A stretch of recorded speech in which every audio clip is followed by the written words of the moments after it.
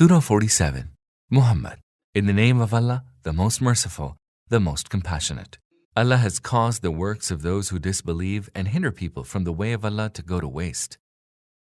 As for those who attained to faith and did righteous works and believed in what was revealed to Muhammad, which indeed is the truth from their Lord, Allah has remitted their evil deeds and has set their condition right.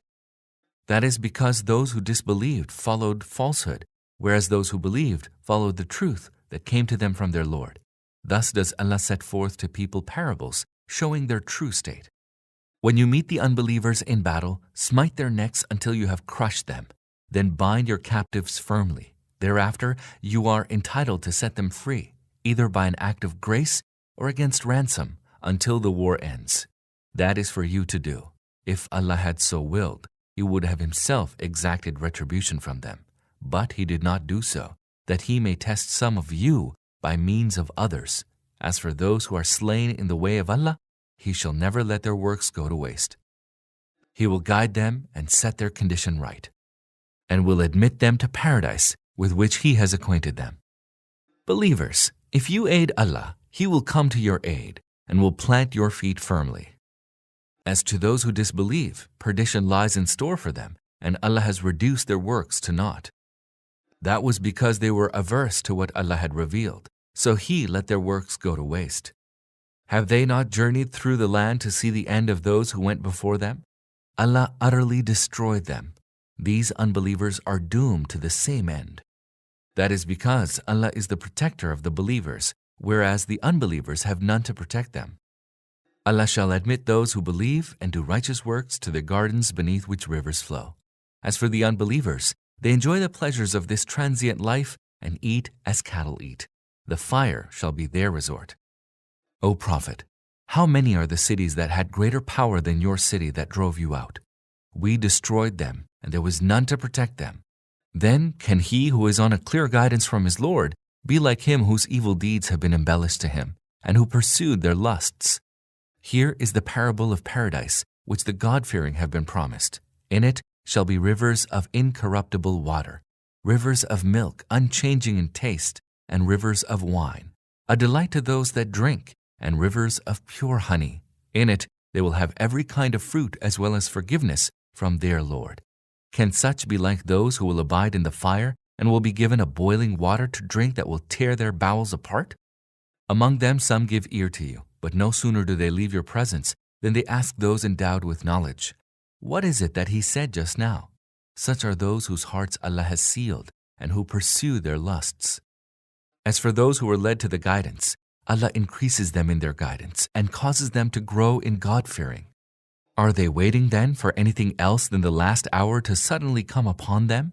Already, some of its tokens have come, but when it does actually come upon them, where will any time be left for them to take heed? Know, therefore, O Prophet, that there is no God but Allah, and ask forgiveness for your shortcomings, and also for the shortcomings of believing men and believing women. Allah knows the places where you move about and where you dwell. The believers used to say, "Why is a surah that would ordain fighting not revealed?" But when a definitive surah was revealed wherein fighting was mentioned, you saw that those in whose hearts there was a sickness looked at you as though they were about to faint at the approach of death. Pity on them. They keep affirming their obedience and saying good words, but when a course of action was clearly determined, it would have been better for them if they had proved true to Allah. Now, if you were to turn away, what else can be expected but that you will work corruption in the land and fly at each other's throats? It is these upon whom Allah has laid His curse, so He made them deaf and deprived them of their sight. Do they then not reflect on the Quran, or are there locks on their hearts? Certainly, those who have turned their backs on the true guidance after it became manifest to them, Satan has embellished their ways for them and has buoyed them up with false hopes. This because they said to those who are averse to the faith that Allah has revealed, "In some matters we shall obey you." Allah has full knowledge of their secret parleys. But how will they fare when angels will take their souls at death and will carry them, striking their faces and backs? That is because they have followed a way that angered Allah and have been averse to His good pleasure. So He reduced all their works to naught. Or do they, in whose hearts there is a sickness, believe that Allah will not bring their failings to light?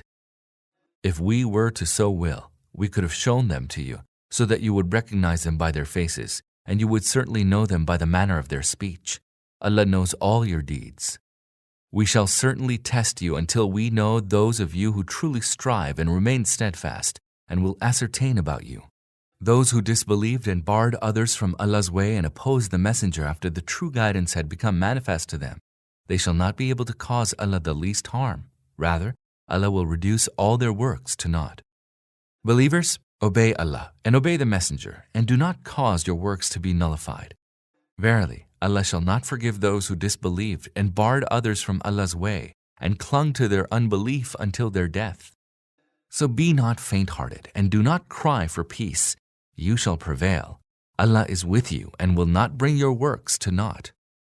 The life of this world is but sport and amusement. If you believe and are God-fearing, He will grant you your reward and will not ask you for your possessions. If He were to ask you for your possessions and press you in that regard, you would have grown niggardly, and Allah would have brought your failings to light. Behold, you are those who are called upon to spend in Allah's way, but some of you are niggardly. Whoever is niggardly is in fact niggardly to himself, for Allah is all-sufficient, whereas it is you who are in need of Him. If you turn away, He will replace you by a people other than you, and they will not be like you.